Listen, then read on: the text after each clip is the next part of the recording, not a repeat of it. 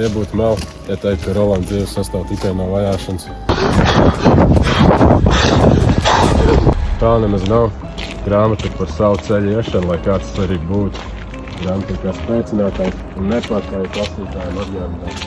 Nebaidies, nenāk kā.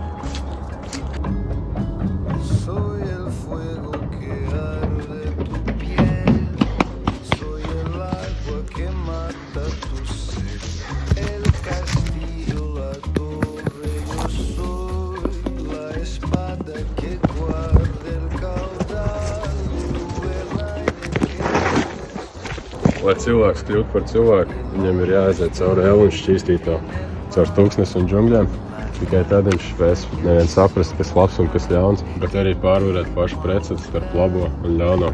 Vispār pieņemtā morāla ir važas, kas jāpārvar. Jāmācās nostāties ne tikai virs labā un ļaunā, bet arī virs savējā. Grūtības padara cilvēku redzību un dzirdību. Turklāt ne tikai pret apkārtējo pasauli, bet arī pret sevi.